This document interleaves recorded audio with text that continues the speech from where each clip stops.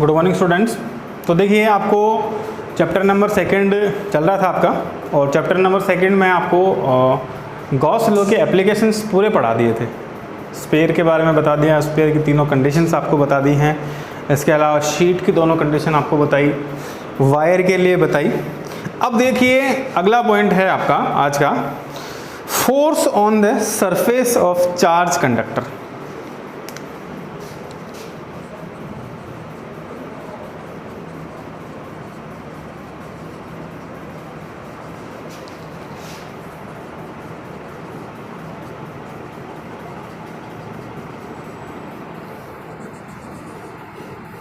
Conductor के surface पर जो फोर्स अप्लाई होता है वो कैसे होता है।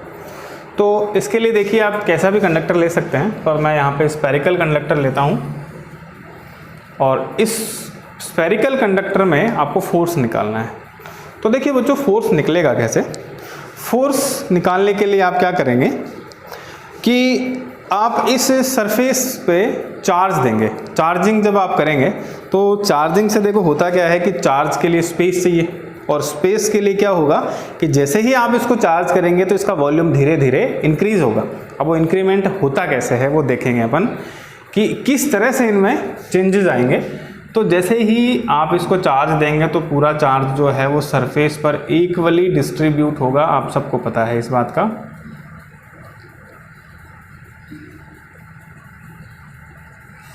अब देखें आगे, इसके बाद में मैं क्या करता हूँ, यहाँ पर एक एलिमेंटल एरिया मान लेता हूँ ds, यहाँ पे चार्ज है dq।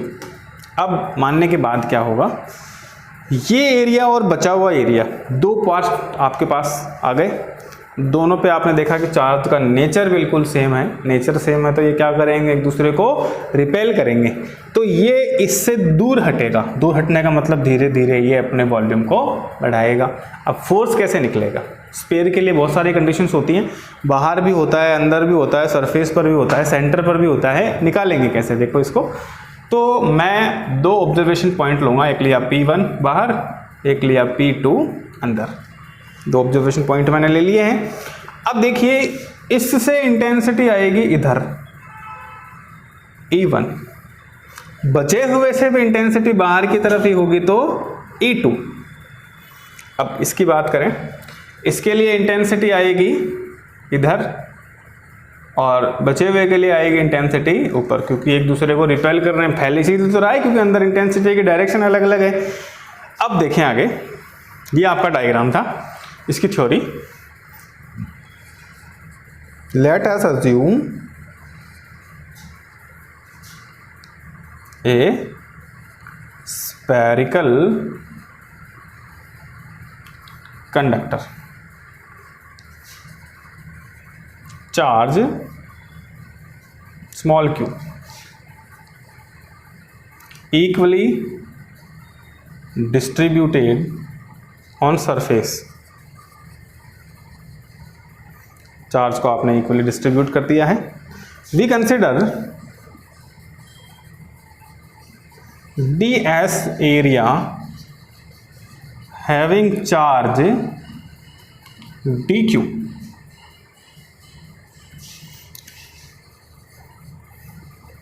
Due to similar charge.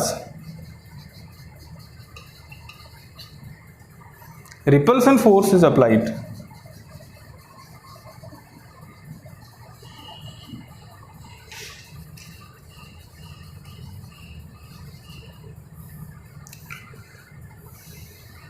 We assume P1 and P2 point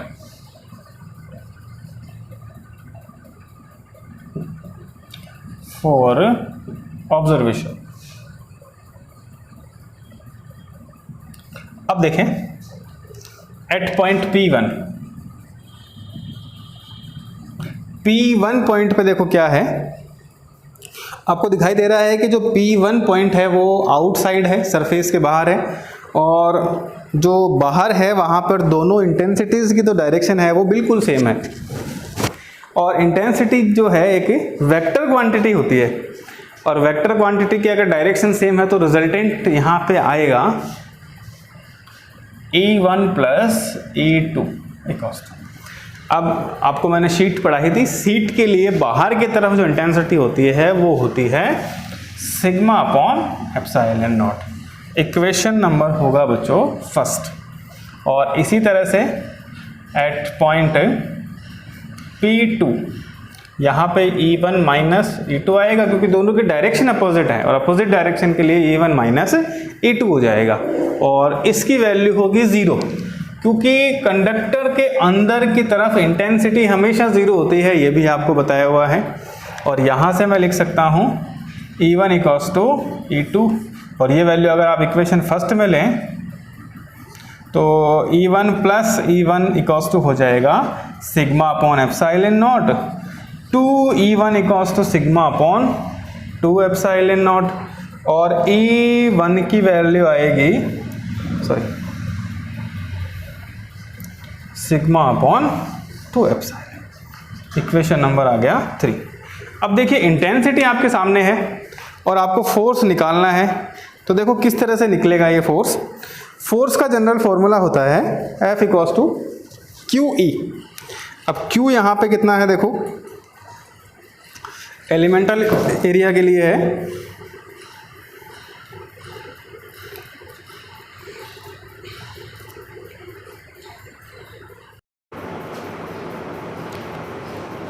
जो चार्ज है वो है dq, तो ये हो जाएगा force F equals to QE formula लगाया तो dF equals to E1 into dq। अब देखो dF E1 की वैल्यू है sigma upon 2 epsilon not into dq। अब चार्ज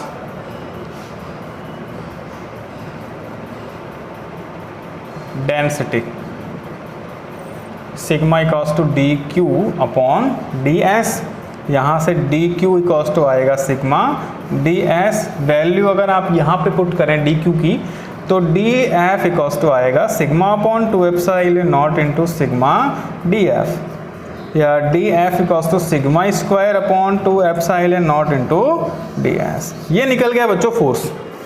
और अगर आपको यहाँ पे प्रेशर पूछा जाए तो देखिए प्रेशर कैसे निकलेगा इसका।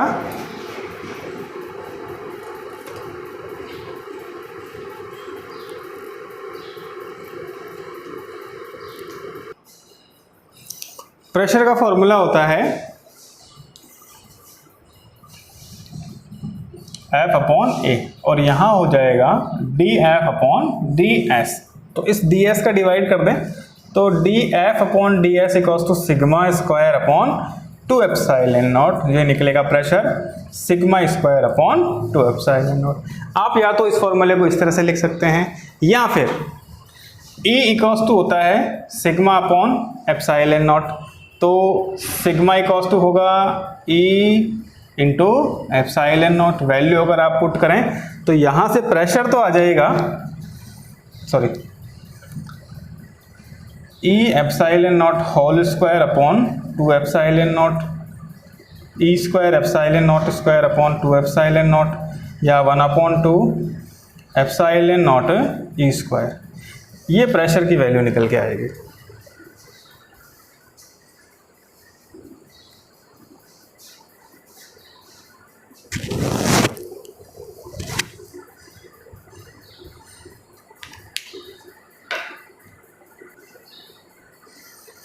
तो देखो बच्चों इस तरह से आपने जो सरफेस है उस पर फोर्स की वैल्यू निकाली। अब इसी तरह का एक पॉइंट है एनर्जी पर यूनिट वॉल्यूम इन ए इलेक्ट्रिक फील्ड। बहुत सिंपल पॉइंट है और इसी पे ही डिपेंड करता है ये। तो देखिए किस तरह से होगा ये।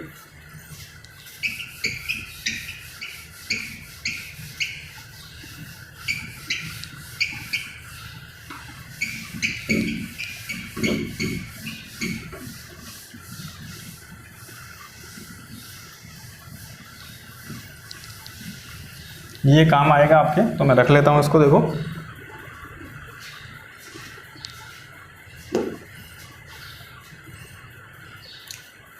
पॉइंट है आपका एनर्जी पर unit volume in an electric field.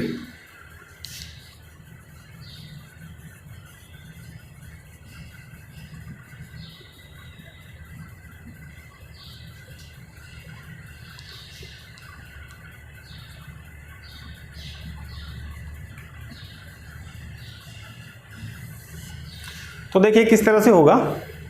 एक स्फीयर आपने एज्यूम किया, स्फीयर का रेडियस था स्मॉल r।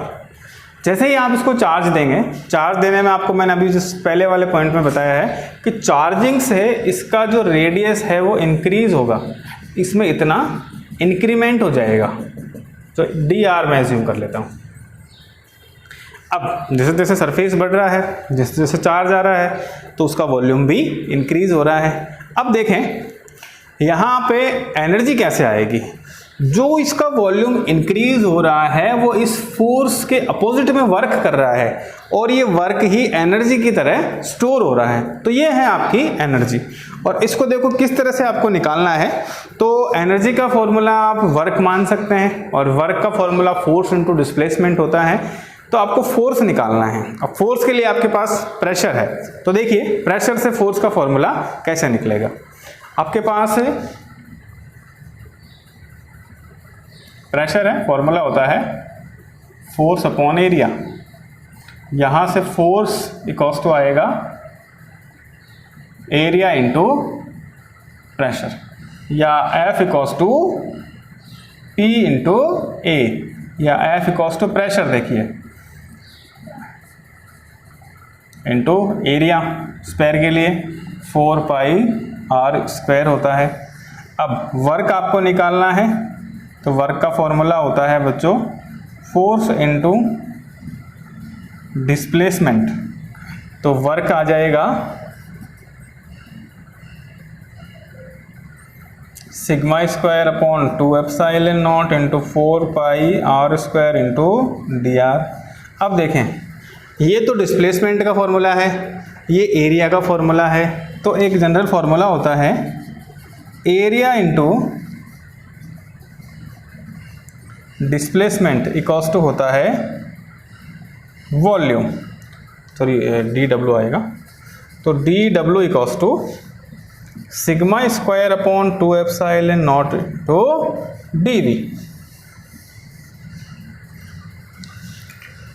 वर्क और whole work stored as potential energy. तो ये dw जो है वो इक्वल होगा du के। तो du इक्वल्स टू होगा sigma square upon 2 epsilon not into dv। आपको पर यूनिट वॉल्यूम का चाहिए, तो du upon dv equals to sigma square upon 2 epsilon naught हो जाएगा। एनर्जी इन पर यूनिट वॉल्यूम।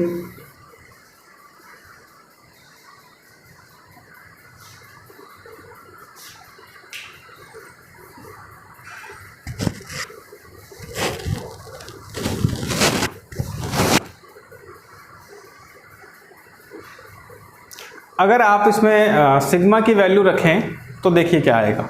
सिग्मा की वैल्यू एप्सिलॉन नॉट ई था, पुट करें तो ये आएगा epsilon naught square E square upon 2 epsilon naught, या 1/2 एप्सिलॉन नॉट ई स्क्वायर। तो ये फॉर्मूला भी आप अप्लाई कर सकते हैं, ये भी अप्लाई कर सकते हैं। और अगर आपको मीडियम गिवन हो तो du upon dv equals to होगा 1/2 epsilon naught epsilon r E square. Epsilon not और एप्सिलॉन r एप्सिलॉन होता है, तो du अपॉन dv होगा 1/2 एप्सिलॉन ई स्क्वायर। ये पर यूनिट वॉल्यूम के लिए आपकी एनर्जी हो जाएगी। या फिर आप इसको बच्चों एनर्जी डेंसिटी भी बोल सकते हैं। कंडक्टर के लिए एनर्जी डेंसिटी ये भी सेम ही होगी।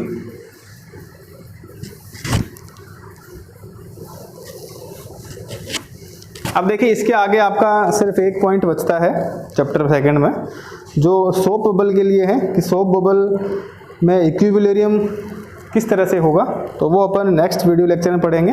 तो आप लोग एक काम करें, इसके लिए जो भी आपको एग्जाम्पल्स दिए हुए हैं बुक में वो सारे एग्जाम्पल्स सॉल्व करने की कोशिश करें। कोई भी प्रॉब्लम अगर आपको आ रही है तो आप बताएं, उसका सॉल्यूशन अपन अगले लेक्चर में करें। और साथ साथ में बच्चों नोट्स बनाएं इसके। इसे तो आपको PDF प्रोवाइड करवा दूंगा मैं अभी, आपके पास होगा अभी कुछ मैटर अगर नहीं है तो आप बताएं, PDF डाउनलोड कर लें। और जैसे जैसे आपको वीडियो लेक्चर में बताया जा रहा है उस तरह से आप उनको कंटिन्यूसली स्टडी करें। बाकी का नेक्स्ट वीडियो लेक्चर में पढ़ेंगे अपन। Thank you.